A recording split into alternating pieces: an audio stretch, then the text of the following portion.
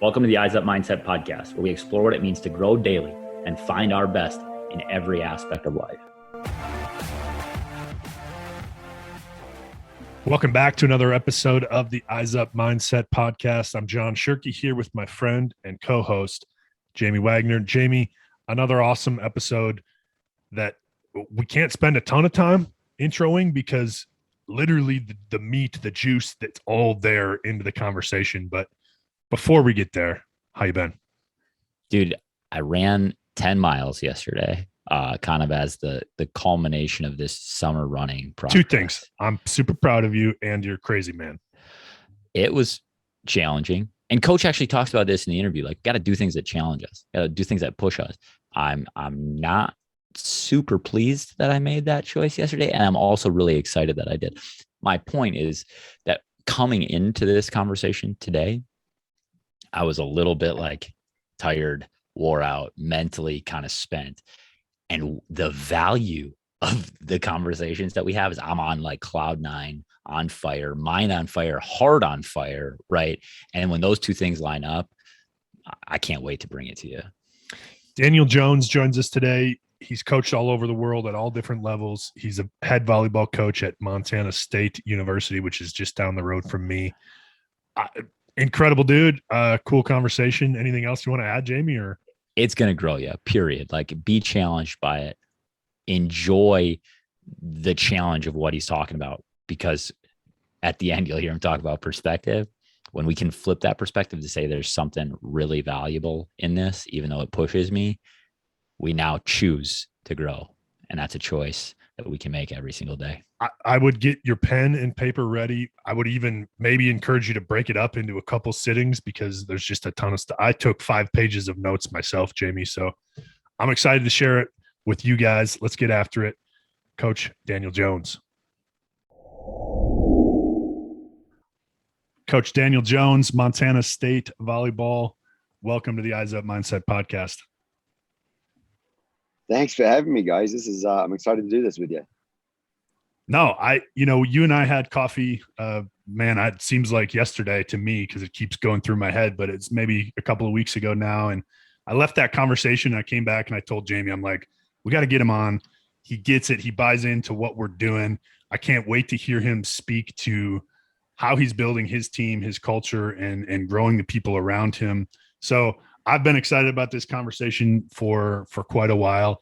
Coach, just briefly touch on, I know you started kind of in New Zealand, and in case people can't hear the accent, I mean, it's just a little bit different than our Minnesota accents, but started in New Zealand. You know, you've been kind of all over and all levels in terms of coaching, from, you know, college, Utah Valley, Utah. Now you're at Montana State. I know you've done stuff with USA Volleyball, that sort of thing, but just tell us a little bit briefly about your journey and how you got to start to be the head coach at Montana State. Oh, gee. Okay. I'll keep it as brief as I can. Basically, I did my education down in New Zealand. My university I did in New Zealand at a university called Canterbury University. I did a specialized physical education course with a Bachelor of Education. Coming out of that, I guess to back it up even before that, in high school, my PE teachers, I had 2 PE teachers in high school. One was a sports psychologist for the All Blacks rugby team. And so he kind of cottoned me on, and he was still teaching at the time, but he's since gone full time with sports psychology. And he's a man who changed my life in many ways. And he's one of the reasons I wanted to become a PE teacher. One of my other PE teachers was the head coach of the under 21 national volleyball team. And so volleyball was a big deal at our high school, and Gilbert Anoka, who was the sports psychologist and went on to work, is still working with the All Blacks. He was also into volleyball. And so it was this kind of volleyball environment growing up. In New Zealand, you don't grow up necessarily playing volleyball, you grow up playing rugby. And so every little boy in New Zealand grows up wanting to be an All Black. And so that was my dream. You know, I went off to college to become a PE teacher after, you know, my experience in high school with Mr. Anoka, as we called him. He, when I was at college, I was playing rugby and I had some tryouts for some semi-professional teams, but I was really skinny, and I ended up breaking my back playing rugby. And the whole 9 yards, I was kind of paralyzed for 4 hours. Went a bodyboard into the ambulance, off to the hospital, super scary stuff. And I was like, I'm not at the point where I'm really ready to commit to rugby to the point of giving my body up for this. And I'm not going to make $1 million doing this. So, hey, let's go. Let's find a non-contact sport. And that's where I really fell back to volleyball. And so I started playing a little volleyball, started coaching a little volleyball whilst I was still in college. And then when I got my first job, was in a different city in the North Island of New Zealand, one of the biggest schools in the country. I had no idea when I got this job, but I walked into one of the best high school volleyball programs in the country. And we ended up winning the national championship that year. I went as an assistant coach and, and learned a ton about volleyball, learned a ton about the culture of the sport. We won a national championship at the high school level in New Zealand. And that just lit a fire in me. And it was like, man, this sport kills it. And so I got into coaching more and more and more in New Zealand, ended up taking over that program. We didn't win another national championship, but we ended up with the runners up. And then they have like a junior national championship as well for basically, instead of doing it like a varsity and JV, like you do in the States, they do certain age groups. They do it by age groups more than varsity and JV. And so we had a 3rd place finish for a junior varsity program and nationally. And I just like, man, this sport kills it. I love it. In the midst of my coaching, I get one of the guys I coached with was a married guy with kids, and I get contacted by him and says, hey, Utah Valley University from America is going to come over and do a foreign tour to New Zealand. Do you want to kind of help me out and host them? And I'm like, yeah, like here's me at like 25, 26, hang out with a bunch of, American college girls and be around the game of volleyball. And that was the thing for me. It was less about, being around the team. It was more about being around the game. And so I spent 2 weeks. I hope my old boss doesn't listen to this, but I called in sick for 2 weeks and being like, yeah, the throat's not right still. I'm sorry. Just traveled around New Zealand with them and had the assistant coaches in my car the whole time. We just talked volleyball, talked life, all the things. And I was like, man, there's so much for me to learn and grow in this game. And so at that point, the next year, I stayed in touch with them when they left. The next year, I was like, you know what? It's time for me to go throw my hat in the ring with volleyball and let's see what we can do with it. And so I quit my job in New Zealand and bought a one-way around the world ticket. And so I don't know if everyone's aware of this. You can buy a around the world ticket where you buy so many stops, and you can buy 7 stops, 5 stops, 9 stops, 11 stops. And I bought a 7-stop ticket. First stop was LA, landed, connected with volleyball people, and just immersed myself in volleyball. I couldn't get a visa to stay in the States after that period of time, because I came in on a 3-month visitor's visa. I hope I'm not going to incriminate myself with the story. But came in with a 3-month visitor's visa. At the end of my 3 months, I went out to Canada because I have family in Canada. Again, just kind of pursued the volleyball thing. My next stop was Toronto. My next stop was London, the UK. And again, just wherever I went, I just tried to immerse myself in volleyball and learn and grow. And that's kind of been the hallmark of my journey, I guess, is just that desire to learn and grow and like, hey, I don't know everything. Someone else knows something different to me or something more or whatever way you want to phrase it, and just pursuing that growth. And fortunate enough, over the years, I was able to come back and forth to the States. In 2010, Beth Lanier, the head coach at Utah, contacted me and said, hey, we know about you because of the things you've done in the States. Are you interested in applying for this position with us? And I was like, heck yeah. And I was like, and originally the position was a GA position. It was kind of like a data analyst, video analyst GA position. And I was like, yeah, I don't think I can get a visa on a GA position. And she goes, don't worry about it. I'll take care of it. Just come over. And I'm like, okay. So here's me flying back to the States. And I'd been back and forth to the States 3 or 4 times at this point, flying back to the States, but I've given up my life because I was living in London in between times, and given up my life in London and literally moved everything to the States for a promise of, yeah, we'll sort it out for you, and that's the risk I was willing to take. And I landed, they sorted out my visa for me. That's probably a $25,000 ticket in and of itself to have a university sort out your international visa for you. And my first year I made $3,000 total for the year, because it was a GA position. They flipped into kind of this visa and cash, and so I got $3,000 and I was sleeping on couches, but I was loving life, man.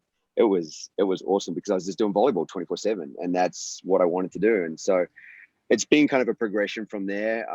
Beth at Utah took incredible care of me. I was with her for 4 years. that first year, like I said, it was, you know, kind of rubbing rocks together to find a meal at night sometimes, but she always took care of me. And then they when we transitioned to the Pac-12 my second year, kind of the money flooded in. They were able to make my position full-time with benefits. And so, okay, now I can breathe, you know, now I can live. And so I was still in this data analysis kind of video position, when it's a director of ops position, still with a desire to coach. So I was doing stuff on the side, coaching junior club volleyball, stuff like that, growing there, and coaching a ton of summer camps, you know, just getting my reps as a coach. And then, you know, I met my wife, we got married, and she was also an assistant. She was an assistant coach at Utah Valley. And so the joke goes that we got married, I got her pregnant, and then I took her job. and which is the way it went, you know. And so I took over her position at Utah Valley for one season. In that time, the assistant coach at Utah, who I'd worked very closely with, we'd shared an office and kind of sat 6 feet away from each other for 3 years. JJ Riley took the position up here at Montana State as the head coach. And he called me and said, bro, do you want to come do this with me? Because we had talked for years about doing something together, you know. And I was like, heck, I'm there. You know, I'd only been at Utah Valley for 8 months. It was a little hard on my wife because my wife played at Utah Valley for 4 years, and she's the all-time assist leader there as a setter. And then she went straight into coaching for 7 years. So Utah Valley kind of ran through her veins, you know. Mm-hmm. And here's me giving it 8 months and I'm out. Yeah. So not only did you take her job, but then you moved her out of there almost immediately. I moved her to Montana. She's from Las Vegas. And she's like, Montana, really? You're like, what? But, you know, we came up here, and then the journey up here has been wild, you know. And let me stop you there, because I think we'll get more into the Montana State specific stuff. But yeah, I couldn't help but thinking, you know, a couple of episodes ago, we had Dr. Rob Bell, sports psychologist, author, and he talked about hinge moments in our life and how, and just hearing you go through that story, for one, you to be able to be ready for those hinge moments where the door opens and you're ready and you're willing to take that chance, you know, whether it's buying the round the world ticket to hosting those college coaches and just immersing yourself in that. What an incredible story and lead up to that. Jamie, I can't help but think, because of our previous conversation, you know, he started talking about the high school stuff, the New Zealand youth sports stuff. I know you had a question about that, so I'm going to let you just go right into that. So for those of you that are unaware, don't have a huge background in sports psych, like the All Blacks are the epitome. They are the pinnacle of team sport, period, internationally throughout history. Maybe the most prolific dynasty in team sports of all time. Am I wrong in saying that? 100%. I think they have something like an 84% win rate over 120 years. It's incredible, right? And one of the reasons that when you dig into it is they have a culture of excellence founded on some sports psych principles. And so you got to be immersed in this from really young, really just being fortunate to have a guy that works with them be your coach. My question in some regard is, we look at youth sport in this country, and I think we are screwing it up in some ways. I think we've made some mistakes and poor choices along the way. How was your experience around someone like your coach that you spoke of, your FIAD teacher that you spoke of, and then just the culture of the All Blacks kind of trickle down into the psyche of New Zealand youth athletics? Yeah, you talked about everybody wants to be an All Black member and all these sort of things, but how do you approach sport, and maybe what is different about your youth experience compared to what you see in the youth experience here? Yeah, that's a great question, you know, and no one's ever actually asked me that. So I think I would start my story in being that I lived in Australia for 8 years, and I participated in youth sport in Australia as well. Yeah. And then to go to New Zealand, it was just different, and it felt different. And it was hard as a youth to put my finger on why it felt different. I think because everybody felt like they had an opportunity, because New Zealand is such a small country. It's a country of about 4 million people. And everyone felt like they had an opportunity to be elite. There was no question of it, you know? And so it was just what you did on a day-to-day basis. Like, you know, it's kind of like you see videos or you hear stories of soccer players coming out of Brazil, and they've always just got a ball at their foot. I apologize. A ball at their foot where they're just kicking balls around. Me growing up was I don't remember ever going to school without a rugby ball tucked under my arm, and we're just standing in the playground just flipping it around. You know, it's just like, hey, how's your weekend? Flipping a ball around, you know. And so you develop these skill sets, and it's not structured. Yeah, it's unconscious almost, right? Oh, completely unconscious. And it's like, and then someone does something kind of tricky, you know, a backhand flip or something like that, and then everyone else is trying to do it, and it's just like, it's not the structured, hey, we're going to practice. And don't get me wrong, youth sports are organized. There's organized youth sports, but it's more about the skills you develop in the playgrounds. You know, it's like I think America's world famous for it from a basketball standpoint. Yeah. And, you know, and I think that's the biggest difference for me. I'm even from a volleyball standpoint, going to a volleyball high school, the number of kids who just be in the playground peppering, you know, like just, hey, pass set, hit, back and forth, just two kids, and they're talking away like it's no big deal, you know? I love this culture in like soccer, what you're talking about with rugby. I hear this at a volleyball school in New Zealand. Potentially the same thing is true. Like, I can't tell you, I had some friends that played soccer right after I got out of college, and I'd go to campus with them, and like, they just, in a group of 4 or 5, they're just passing the ball around, playing, like, and they're collegiate athletes, so that's part of it. But it's like, it's like flick the ball this way, do it that way, see if I can do it. Like, just this casual, unconscious, and like, I think it builds love, right? It builds passion, it builds excitement and enjoyment in a way that maybe the structure doesn't. No, 100%. I think I haven't been in the high school system here in the States the way I was in New Zealand or in the UK, in terms of being a teacher. So I can't speak, I can only speak from observation. But do we allow our kids, our young adults, our youth, to be in the playground at school and throw a ball around, or, you know, hit a ball around, or do whatever? Or is the teacher coming out there going, hey, whoa, you know, like, we're going to hurt somebody, or we're going to, you know, like, in New Zealand, the school nurse was busy the whole freaking time because, like, I'll never forget. So this is a great story for you. I'll never forget. We played full tackle rugby at lunchtime. Okay. And I was naive at one point, and there was this kid who went on, his name's Jerry Collins. You can look him up. He went on to become a famous All Black. He since, bless his heart, passed away in a car accident. But it was like, then I didn't know who he was. I didn't know what he was about, but everyone kind of had a sense he was kind of bigger than everyone and all that kind of stuff. And here's me trying to tackle him in the playground at lunchtime, and I just get like completely bowled over, but everyone's hyped about it because I tried, you know, like, yeah. and it's just kind of the culture that we grew up in, where it's just like, hey, go compete, go have fun. And the teachers weren't out there over monitoring it. Now I'm going to tell you now, 20 years removed, 25 years removed, it's probably more monitored, and everyone's a little more concerned about concussions and all those things, which is rightly so. But, you know, I'll never forget, bull rush. Do you guys know what bull rush is? If I say that, it's like there's one guy in the middle and everyone lines up and runs across, and you have to try and tackle one person. Then there's 2 people, and they all run back at you. You got to try and tackle them. I don't know what you call that over here. Like Red Rover, but we just play tag. We don't tackle people. We just no, it was all. No wonder they're better at tackling than us, Jamie. But it was like, I remember when that got banned because kids would get knocked out. So let's bring that kind of concept or that idea more to the present. In what ways do you pull some of that freedom that into your program right now? How do you create those same sort of love, passion moments, right? Because at the Division I level, we were both Division III athletes. I played some Division II sports for a little while. Like, it can feel like a job. It can feel like not fun. How do you create some of that in your world? Yeah, that's a great question. I think it's something I'm always striving to figure out. I think with the constraints we have at the Division I level in terms of countable athletically related hours, Yeah. You know, we're limited to 8 hours at certain times, 20 hours other times. Right now in the summer, we're not allowed any hours. And so you feel like you've got to maximize those hours. I think the game of volleyball is pretty cool in the sense of the premier skill in volleyball is reading the game. So to learn how to read the game, you got to play the game.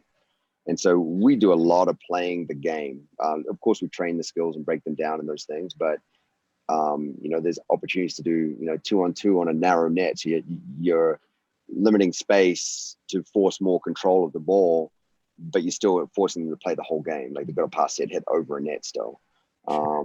the pepper sequence I talked about in terms of the playground. We'll do that almost every day. And just, and for me, it's seeing, I'm still in awe of the athletes I get to work with. I'm like, whoa, yes, let's go, because I walk in the gym and it's like, these kids are better volleyball players than I ever was, and to me, it's about, keeping that passion ignited. But I think the way we focus on that, keeping that passion ignited, is more around our culture and more around having a common goal that we're working towards and a vision that we're all clear on. And then we're all accelerating towards that point rather than just making it fun. Because at the end of the day, we all know in this world, they know their playing time is made, decisions are made on wins and losses. They know my job is on the line in terms of wins and losses. So there is a more business-like approach, but the joy to me comes from having something that you're doing bigger than just wins and losses. It can't just be about wins and losses.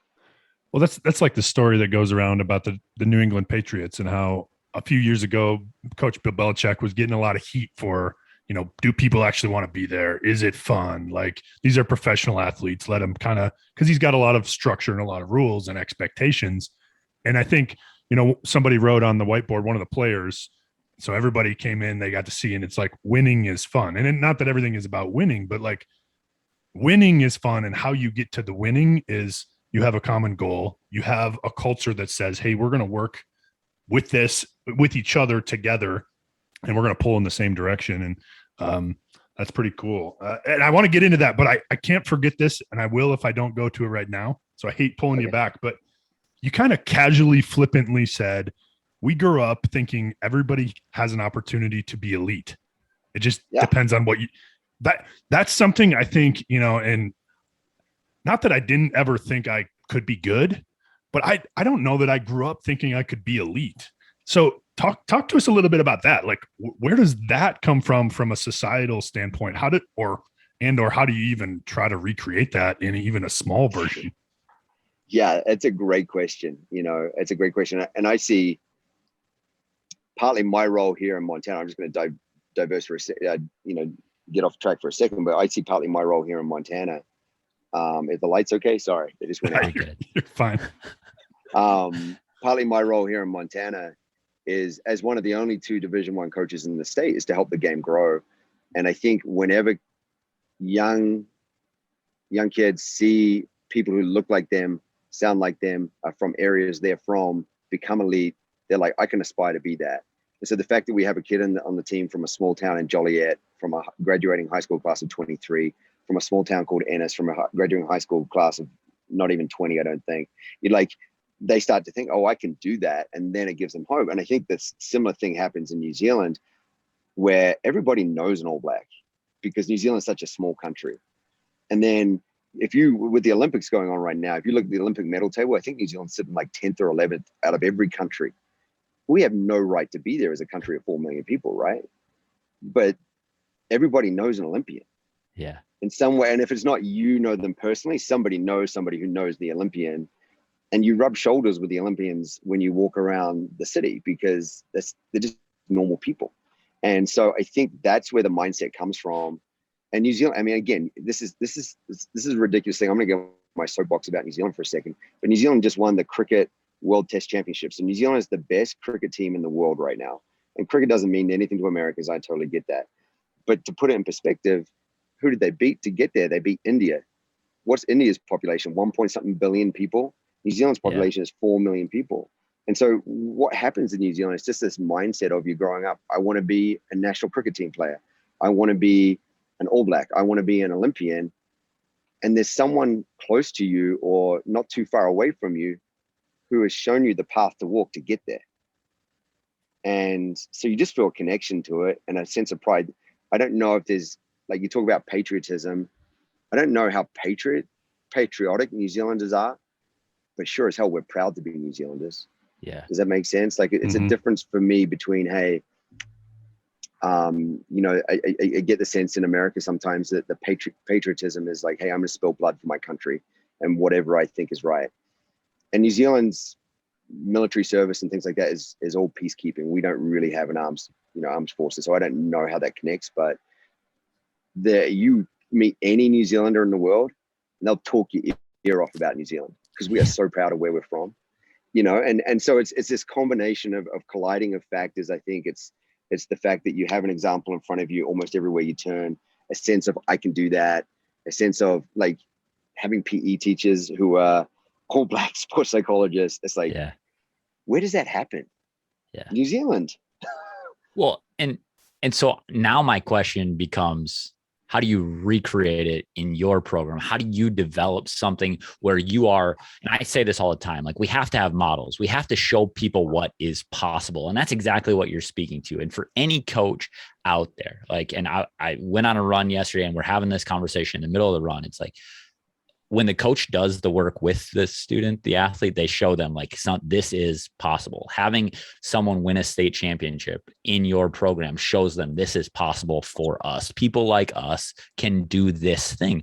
How do you then instill that from a place, you know, if you read about Montana State volleyball, there was a time where it wasn't very good and awful. In fact, awful, right? And you've taken that in a relatively short period of time to say, no, we don't have to be that thing, even though that was our model. How do you create models out of nothingness in some way? Yeah, a great question. Again, and for me, it begins and ends with culture. You know, that you have to have a clear set of standards. And you talked about Bill Belichick and having a big rule book and things like that. I think I have like 3 rules in my program. I don't even know how many rules because it's a handful. It's not many at all. And they're usually around things like, hey, we're going to go to class, you know, just the most basic thing. And then it's around living out the values of the culture. And if you don't fit, and what I found very quickly is if you're not willing to buy into being something bigger than yourself and a set of values that are beyond what is in your face that moment, because I think that's what the challenge we deal with in the age group we live in, and the age we live in, and also the age group we deal with, is the 18 to 22-year-old people are very easily drawn to whatever's in their face at that moment. And you've really got to work hard to set a set of values that say, hey, this is what I'm about. Therefore, this is what's most important to me. Therefore, I'm going to make a better decision in this moment than I would if I was just drawn to the bright, sparkly thing that was right in front of me. And so in the evolution of the program, there's been 2 goals for me, and I've said these pretty publicly. So number 1 has been sustainable growth. I haven't wanted to get superstar athletes in who are knuckleheads just to win. It's all been about character for me. Like, are you a good person? Like I always say to recruits, I can tell if you're good or not in about 5 minutes at volleyball. Okay. I can tell whether or not you can play in my gym in about 5 minutes. What takes the time is getting to know them as a person, figuring out their character, figuring out what their background is, what their family pours into them. And that's what takes the time. And then it's like narrowing down your recruiting pool according to who do you want to be in your gym. And I got to tip my hat to Cole Ayazi, my associate head coach and recruiting coordinator, because he's done a phenomenal job of not only putting great athletes in front of me, but putting great young women in front of me that have allowed us to accelerate this. But again, it's not about their skill or talent level. It's about the culture that they bring with them, and then their willingness to buy into the culture that we've created here. So what are you know, you were talking about, so the values that you live by, that you model. What you said you have a couple, and I, you know, as you were talking, our most recent episode was Coach Mike McElroy. He's a defensive football coach at the school we went to. Actually, he talked about this concept of choose us. Right. You know, it's choose us. You know, in those moments where the thing that's shining in front of you, I could do that, but it's not choosing us because it's getting us off the road, going into the ditch, and the whole thing. But so just a light bulb moment for me. But tell us a little bit about what are your core values at Montana State, and how have you instilled them? Yeah, I think the thing I'd start out by saying for anyone listening or watching is, whatever your culture is going to be, the head coach has got to drive it, and it's got to be meaningful to the head coach. Because if it's somebody else's culture, then you're going to be struggling in the moments where you need to open your mouth and speak authentically and passionately. You're going to be struggling because you're going to be trying to think, how would somebody else say this, because it's their words, you know. And I spoke at the Montana Coaches Association clinic the other day, and I just said, I can show you and talk about my values all I want, but you've got to go away and do the work to figure out what your values are. And so for us, the vision for the program, and so the overarching thing is to build the legacy of Montana State volleyball. And the way we've defined building the legacy is to leave it better than we found it. And so this thing of sustainable growth and continual growth is every year we look at what has our growth been like from the win-loss column, maybe, but also what has our growth been like from an academic standpoint, from a retainment standpoint, from, you know, all these different measuring points you can point at and say, hey, are we truly leaving this program better than we found it? And then the way you leave it better than you found it is to live out our 6 core values. And our 6 core values start with character. Number 1 is character. And the way we define character is pretty simple. It's who you are when no one's watching. Are you going to do what you said you would do when nobody's watching you or forcing you to do it? Are you going to make the maybe hard right choice over the wrong easy choice?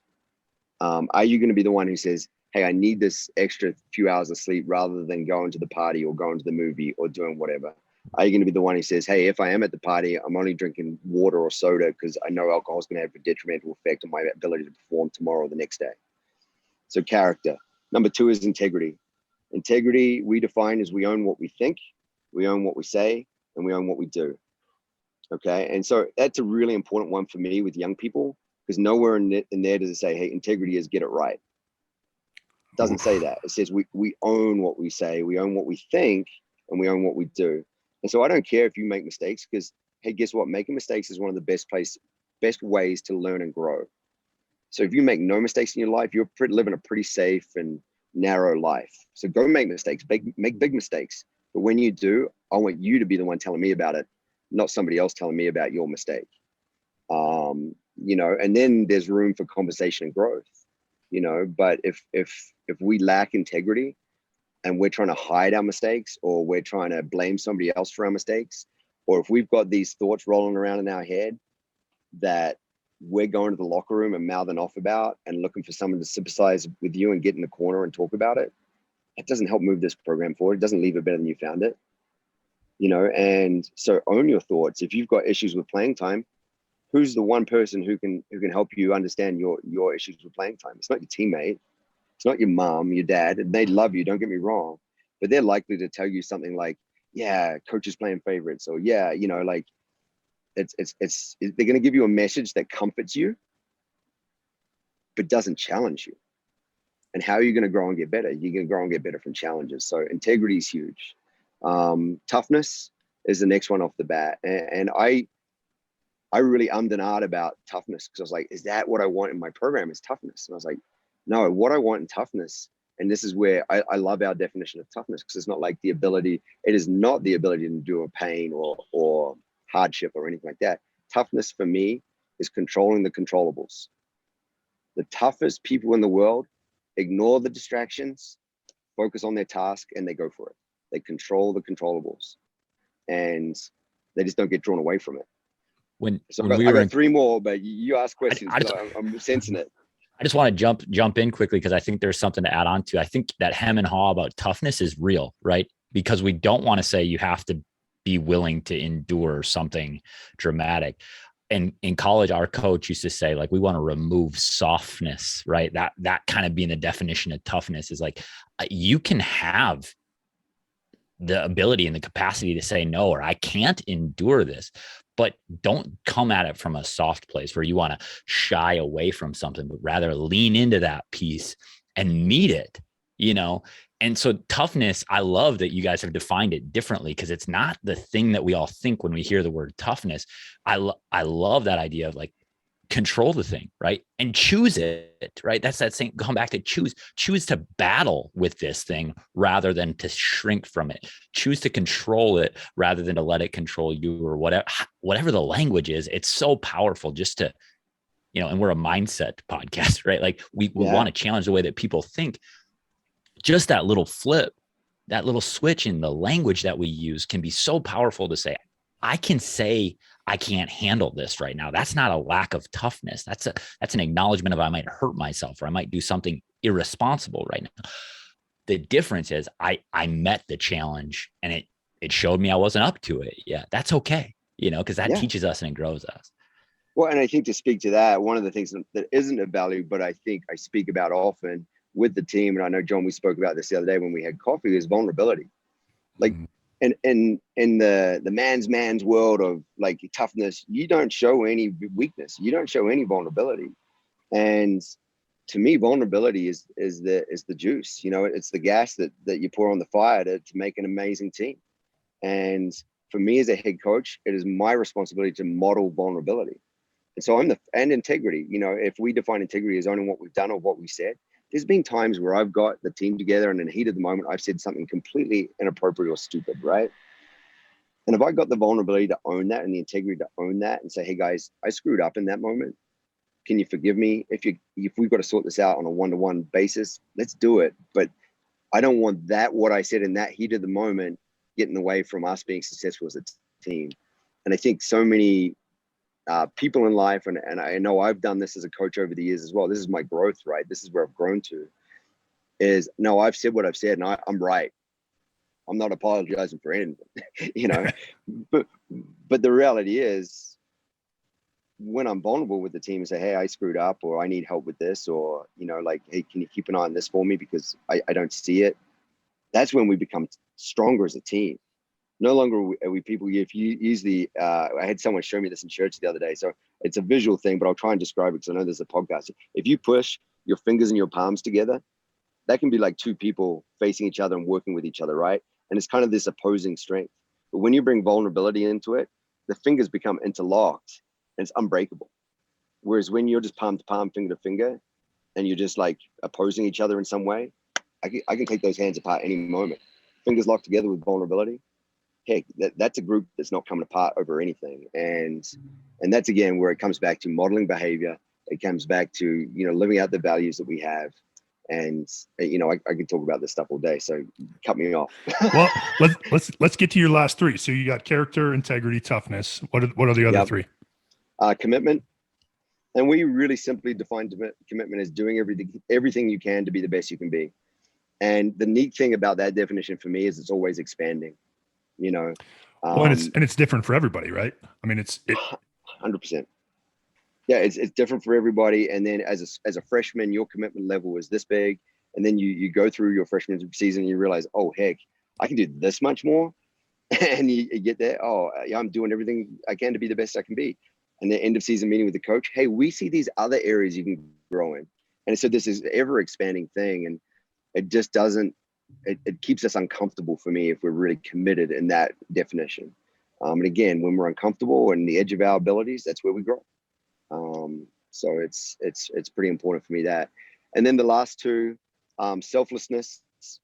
And our selflessness definition is we put the ambition of the team before everything else.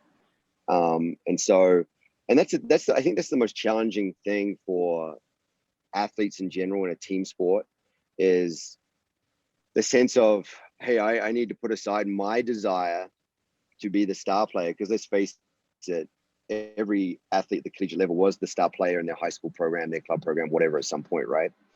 I want to put aside my desire to be the star player. I want to do way better at just doing my role and making sure if I do my role, the team is going to get what we want. And it's not about me getting what I want. It's about the team getting what we want. And so putting the ambition of the team ahead of my own. And I think that's the most challenging one to implement, to reinforce. I think my biggest growth as a coach is still in role definition and role implementation, so that our athletes have the comfort of knowing my expectations of them on a day-to-day basis. And then they get to live out and fill that role the best they can in a selfless manner. So before you go, say some more about that. What does that look like? Or how are you growing, right? How are you growing in that way? Because I'm really curious about that. Because I was just talking to a coach yesterday about like, how do you communicate that well? How do you show them what their role should be? How do you grow them in that role specifically, even though their weakness might be in a different role than what they're still going to experience on the court, you know? Yeah, I think to me is like, I was saying to John the other day, the X's and O's are so easy, right? Like, and the thing is, there's no wrong or right with X's and O's. You can have an offensive scheme, a defensive scheme, whether it's volleyball, basketball, football, whatever sport you want to say. And if you train it, you're going to be good at it, whatever. Like, so I'm so like, I don't want to say I'm over the X's and O's because it's still a critical part of my job.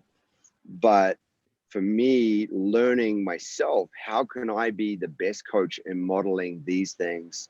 Our values. How can I be the best coach for these individual young women to help them grow is my growth. And role definition and upholding the standard of the practice gym are the two areas I know I need to grow in. Like, we've gone from this thing, when I arrived, we won 3 matches our first year. We cleaned the roster out. We've rebuilt it from the ground up, and now we're finishing top 3 in the conference, and we're competing for conference championships. How do we get us from that top 2 or 3 now to the top 1, and then become the top 1 to, hey, we want to become regionally elite, not just, like good in the Big Sky Conference. I want to go play Washington State and give them everything they can handle. I want to go play University of Washington, give them everything they can handle. I want to go play, Boise State, give everything them that they can handle. And so, and if you look at our schedule this year, we're full of teams like that because that's the goal. But what I'm realizing is, it's not about the X's and O's. It is about the execution in the gym. So the practice culture needs to be elite. And therefore the standards of expectations need to be clearly defined. And then I need to hold our athletes to those clearly defined standards of behavior and expectation. And then in terms of role explanation, this is where I just haven't been good at. I'm gonna be really frank. I have not been good at role explanation. I've ummed and ahed. What I've realized is one of my big personal philosophies in coaching is to coach from a place of love. And the trap I've fallen into is coaching from a place of love meant like making them feel good the whole time. Oh, I'm worried about hurting their feelings. Okay. But that's like a Disney fairy tale. It's not reality. You can't coach like that. You've got to come again with integrity and character and speak to these young women as adults and say, hey, here's why we're not choosing you to play this role. Here's where I need you to grow. This is the role I need you to perform on a daily basis until you show me that growth. When you've shown me that growth, we're going to meet again. Or maybe, like, to me, here's the thing. And one of the core skills of mental skills, one of the core functions of mental skills for me is goal setting. Okay. And I've really dove into goal setting this summer, and I'm excited to dive into this fall, because all of a sudden you're asking the athlete, what do you want? Oh, I want to be a starter. Okay. What do you need to be a starter? Well, I don't know, coach. Well, I can tell you statistically, you need to do X, Y, and Z to be a starter.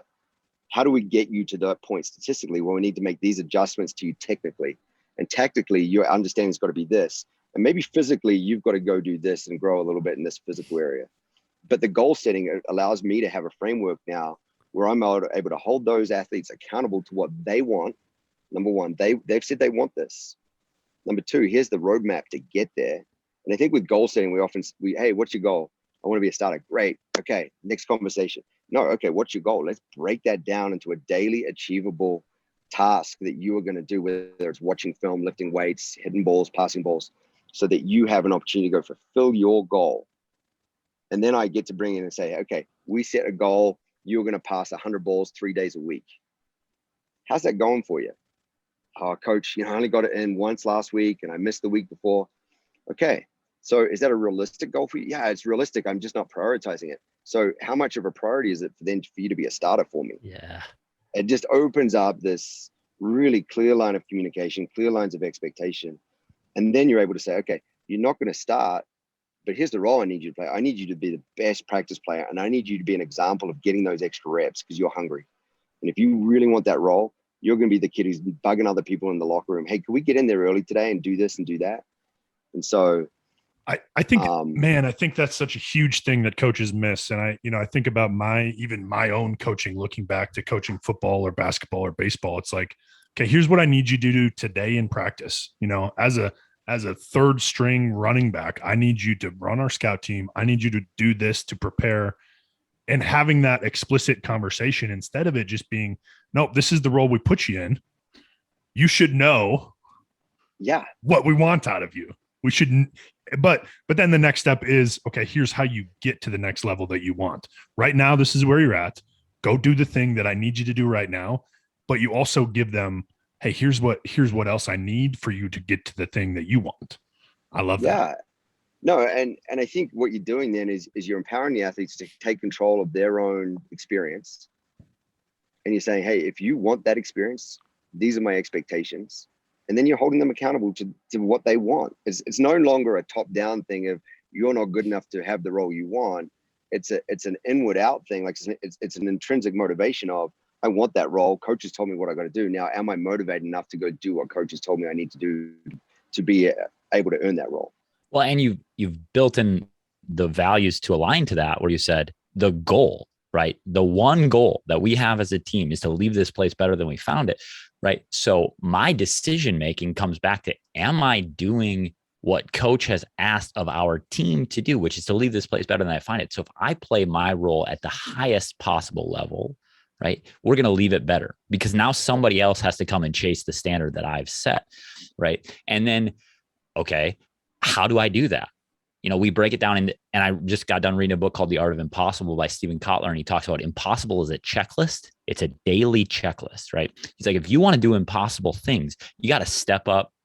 He's like, peak performance is a daily checklist. That's it. It's that simple. And I'm like, I just love that idea, because frankly, it's what you're talking about. How do we, you know, like, and we've worked with groups where we say we want one decision to make our next 1,000. And what you've said is we're going to set a standard that then allows us to make every decision come back to that one, right? Am I doing 100%. the best I can so that I leave this place better than I found it?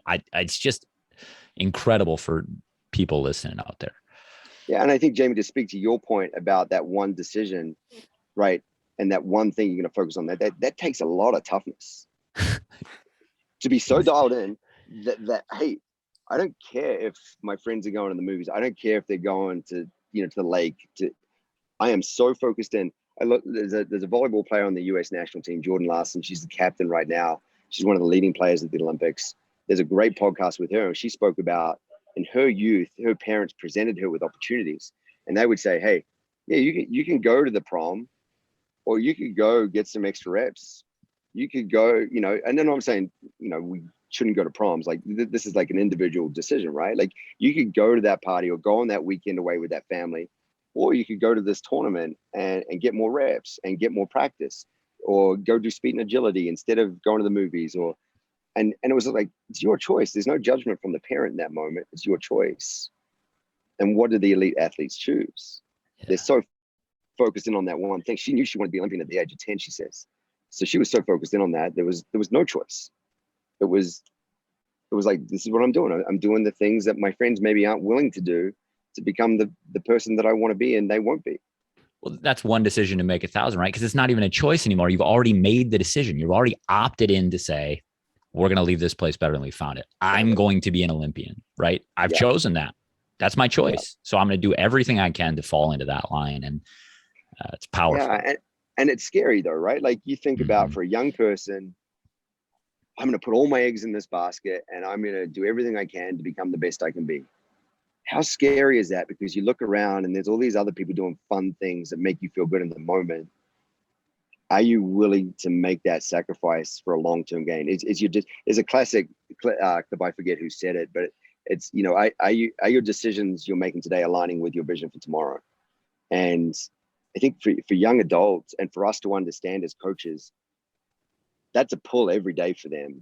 That like, to make the right decision is hard, you know, and not just to go, hey, I'm going to skip out on this and go do that because it's more fun. Or, and the other thing I'm very conscious of, and this is only elevated now that we've got this name, image, and likeness stuff going on, that these young adults live in a social media instant gratification world where their life is constantly compared to the person who's having more fun than them, than doing something more, you know, like shiny than them. I don't know how to describe it, but you know, it's that thing. And so I think when we're recruiting, I bring it back to, I look at not only the athlete and them as an individual, but what are their families pouring into them?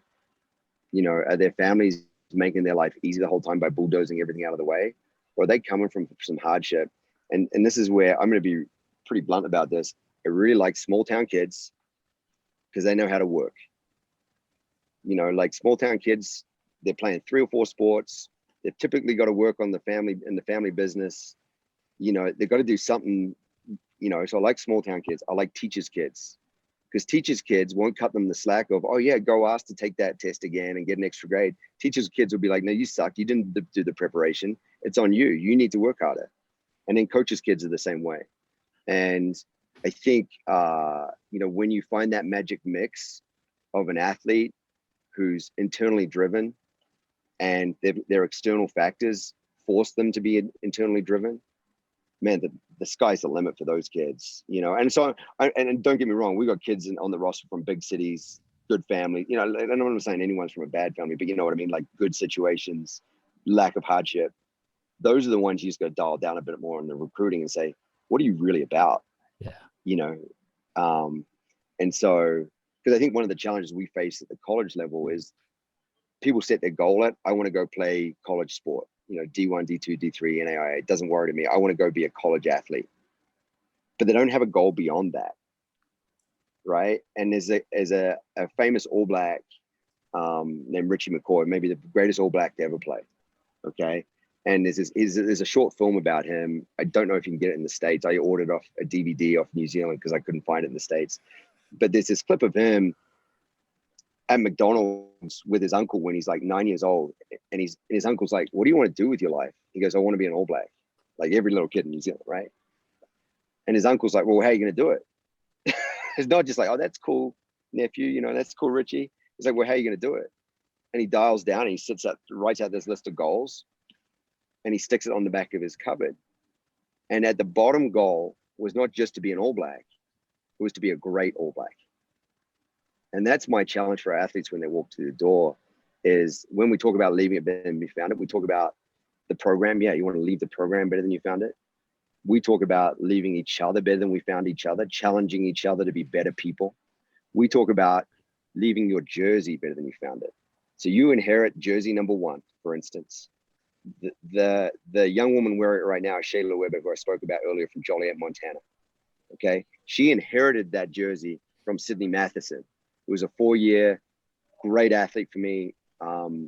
Didn't have the career maybe she envisaged for herself, but Sydney Matheson is I'm going to get emotional, is one of the key reasons we are what we are today, because she was so selfless in her pursuit of excellence. And so we do something where it was, I get emotional thinking about it because it means that much, that we do something where we did it for the first time this year, but I'm going to keep doing it because it was so impactful, where when we have our summer camps, I want to employ my alumni to do my summer camps with my current team. That has 2 things. Number 1, I know I'm getting good coaches. Okay. Number 2, they're fully invested still on leaving this better than they found it. So they walk in, went to do summer camps, and they're like, right, coach, I'm going to leave that kid better than I found her today. And there's this little 8-year-old kid who's learning how to play volleyball. And that's my alumni saying that. And my current team are like, oh crap, this is not just something we talk about casually. We live this, right? And then one of the most impactful things we did was we had alumni present their jerseys to the new freshmen and say, hey, this is what it meant for me to wear number 10. You are now the keepsake of number 10 for the next 4 or 5 years. You need to leave this better than you found it. Yeah, right? I got chills right now. It's gold. And you said something a little while ago that making the tough decision, not chasing the shiny thing, is scary. It's hard to do. It leaves you on an island because you put all your eggs in this basket. You don't know if it's ever going to be enough. And what you've just described is a place and a culture that allows people to take that risk and to know that they're not going to be alone, and to know that I have somebody, I have a cloud of witnesses, right? I have this group of people around me to say, you are here. You are one of us, you belong, and you're good enough. And like that in itself should give you the freedom to take tremendous risk to be the best version of yourself, because you don't have to be any more than that. Right. And so I also could speak to this all day because I still have chills thinking about this moment when a freshman gets to be honored. Right. The first thing you do to your freshman is say, we honor you by giving you this jersey because it was someone else's someday. Yeah. Right. And I'm grateful to be in that position. And now I bring gratitude to the process, and it's powerful. And I have a million questions, but it's great. No, and I think the thing is, we talk a lot about, like, I have a poster outside my office, and it's our all-time jersey poster, okay? And it's the most basic thing in my mind, but it's got a picture of every jersey number that's ever been worn in the history of Montana State and a list of every athlete who's worn it. And so the reason I do that is I want them to realize they're kind of a gatekeeper or the caretaker of that jersey for that 4 or 5 years. There was a ton of people before them. They're bottom of the list. But guess what? In 20 years' time, there's going to be a ton of people after them. And they're the light shining on them for 4 or 5 years. How are they going to use their 4 or 5 years to elevate the standing of that jersey? How is this team this year, 2021, going to use this season when the light's shining on them this season? Because this is the unique thing in collegiate athletics is every team is different. Every year is different. It's very rarely that you have the same team 2 years in a row. And so this team has an opportunity to say, okay, 2020, we did this. And we went through some gnarly stuff with COVID and all of it, right? But how do we take what we achieved in 2020 and then leave it better than we found it, make it better? And of course, we all want to say it's the wins, losses. And that's what the public sees, right? But to me, it's about the relationships. It's about the hardships and the vulnerability we go through. Because what I say to the girls is, Montana State has never won a conference championship in volleyball. So I'm sitting in the field house right now. There's all these banners hanging. We don't have one. Okay. And so we're striving to get a banner in here. I'm gonna make it very public. That's what we want to do. But the internal conversation we have is, yeah, sure, the banner's going to be great. It's going to be there for everyone to see. We're going to celebrate in that moment. You're going to get rings. We're going to do whatever to celebrate. But guess what? In 5, 10, 20 years time, when you walk in to see that banner, what are you going to remember? It's the relationships. It's the hard times you go through. It's the challenges you went through that to get us that banner. The banner is not going to be anything, and the ring is going to have the reason a ring is so valuable because you're able to put it on whenever you want. And look, it's like my wedding band, right? Like that wedding band is a reminder to me of my dear wife and the love that I share with her. If I put a championship ring on, that's going to be a reminder to me of that team, that one team that got it all done and the journey that we took to get there. Not just, hey, we got a ring and a trophy and a banner. I mean, if it was just about the ring, and trophy, and the banner, this would not be worth it. It's about the journey to get there. And, so it's again, I think as coaches, it's important that we're modeling what's important. If I say, hey, we're going to get a championship and we're going to go just do whatever we have to win a championship, guaranteed, that's when you get into these compliance issues. Guaranteed, that's when you get into the culture issues because you're taking a risk on a kid who's really talented, but is a knucklehead, Well, and you might be successful at that at some point, right? There's a lot of people that do chase championships or wins or whatever at the cost of what, though? And I think that's, all those values that you talked about, you can't do that and live those values. Jamie, the good news about this, I know you have a million questions because I can see your brain going. Coach, the last thing you said to me in the parking lot of the coffee shop was, yeah, let's do it before the season starts, which was coming on the pod. And then let's do it again sometime after so we can check in. And you can hold me accountable to where did we get to with the goals? Where did we get to with our season? So maybe we can reserve some of those questions for the next time you join us for a conversation. Perfect. There is one thing I got to address before we go. Yes. And it's our final value. And we talked about selflessness. The sixth value is perspective. And perspective to me is almost like a superpower. Okay. And perspective to me, we talked about it earlier, Jamie, you mentioned perspective. I was like, oh, I like that word. And because if you're able to take any situation, and we define, to give you guys the definition of perspective, we define it as the days are long, but the years are short. Again, it's a catchy little phrase. I don't remember where it came from, but it's something that stuck with me forever because it's kind of like, you do your dog days of preseason, and it's like, man, this is a grind, right? Like it's a grind for the athletes, it's a grind for the coaches, the training staff, the nutrition, like it's a grind for everybody. And it's so easy in those moments to focus on, man, this is the longest freaking day of my life, But if we have perspective and we're able to flip it and say, but this year is really short and this team is really special and there's such value in what we're doing on a daily basis, then it just ignites a fire again. And you, rather than getting sucked into, I'm tired, I'm sore, you know, the kid in the lockers next to me is complaining about whatever, you know, like, and you're able to just fire it up. And perspective to me is not so much about the days being long and the years being short. It's about, there's two ways to look at any situation. There's a head and there's a tail. Which do you choose to look at? Because one of them is going to be positive. One of them is going to be positive that you can get that positive outlook on and say, hey, you know, I can see that differently. I can see that. Okay, it's going to take me a minute to get there, but I can see it. And then as you slowly, you know, use self-talk as another essential skill in the mental skills toolbox. Self-talk of like, okay, I can get there. I'm getting there. I'm getting, you know, and you start repeating mantras to yourself, you know, whatever you want to use to get yourself there. And all of a sudden your mindset's flipped, and instead of dreading what's next, you're excited about what's next because you see the value in it. And so these things, just to summarize, I guess, these values, I could point, I've just said about the days long, the years short. I don't know where it came from, but I could talk about every other value and say exactly where that came from me. And so they're deep personal meaning for me. Like the fact that the whole leave it better than you found it thing, that's from my dad. Yeah. You know, my dad, when I was like 8 or 9 years old, we're at someone's house. We were there. I was playing around with the TV remote and I lost the little back cover, you know, the battery back cover of the TV remote. And my dad was upset about it. And he said, look, there's one thing you need to remember in life. When you go to somebody's house or you're in somebody's present, you leave things better than you found them. And I'm like, as an 8 or 9 year old, Yeah. you know, and that stuck with me. And so that's the foundation of the culture. So again, I started out by saying, when people listen to this, make sure the culture is authentic to you. It's got to be deep seated. It can't be my ideas. It can't be Coach Wooden's ideas. It can't be, you know, like everyone loves the pyramid, right? Like Wooden's pyramid of success.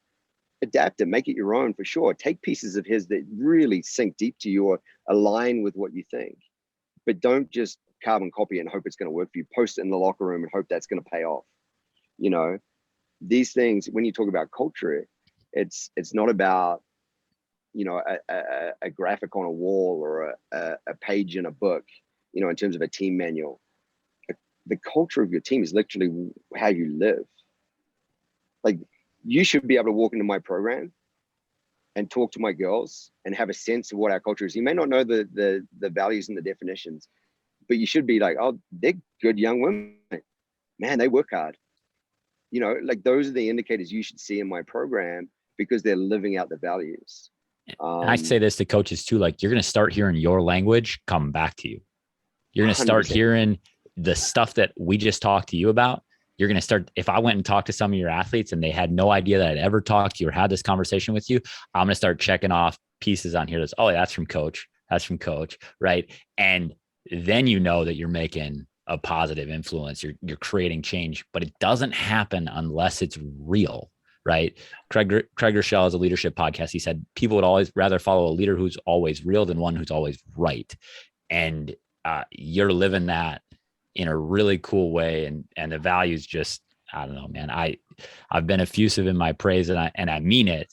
I'm grateful you were sharing with us today, because it's really a powerful message that challenges me to think about how I'm living my day to day. Also, even though we are in a deep alignment, it's still a challenge, right? It's still a challenge because we make mistakes and we fail and we fall short. Jamie, it challenges me every day. If I'm asking my kids to live with high integrity, like I'm 42 years old, right? I've lived my life. I've made a ton of mistakes in my life. I've made all the knucklehead choices that an 18 to 30-year-old can make, right? And I just did it while traveling the world and having fun. Okay. But when I look at my team and I'm saying, I expect you to live with integrity, they're not going to do it if I don't do it. Yeah. You know, if I challenge my team and I expect you to be prepared for this match, and that means you have to act with character and do the preparation when no one's watching you. If I'm not doing my preparation when no one's watching me, are they going to do it? Heck no. Yeah.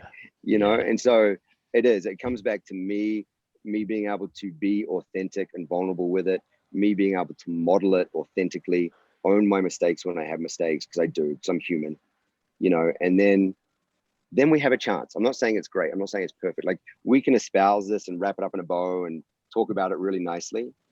The nitty gritty of the day to day is messy as all get up, but when you have these guiding values and guiding principles that you lean back on, there's a safe space to fall back to every time. And again, though, they have to be authentic, because when the crap's hitting the fan, my emotions are going, I've got steam coming out my ears. I need to take a deep breath. I need to create space between the stimulus and the response. I need to say, what do I want my response to be? I want to leave this kid in this moment better than I found her. How am I going to do that? Okay, tap the desk a couple of times, think, breathe, and then respond, rather than being, hey, 1 to 100, you're an idiot. Whatever, giving them the emotional response. And that's my responsibility as an adult and as a coach in their life, to model that behavior for them. And so anyway, I know you guys are trying to wrap this up. I'm just talking. No, it's great, Coach. And I think, what you're doing and just prolonging the conversation because it's so good, right? Yeah. It's authentic. I'm clearly just sitting here listening to you speak about these things. It's who you are. And that's what we're about, is having real conversations with people who are trying to live a certain way, hold themselves and the people around them to a standard. And we really appreciate you joining us. And we do look forward to the next time when you come back and we get to ask you all about the successes too. I look forward to it. All right. Thanks, Coach.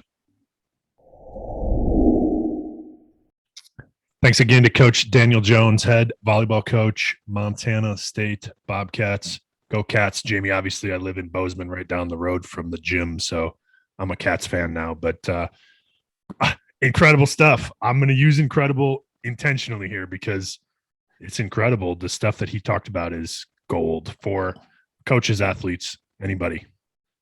Well, and like I said it just a second ago, but the second we get into the what are the 6 values thing, like from then on, I'm just, I need to go back and take some notes to really kind of codify all of it.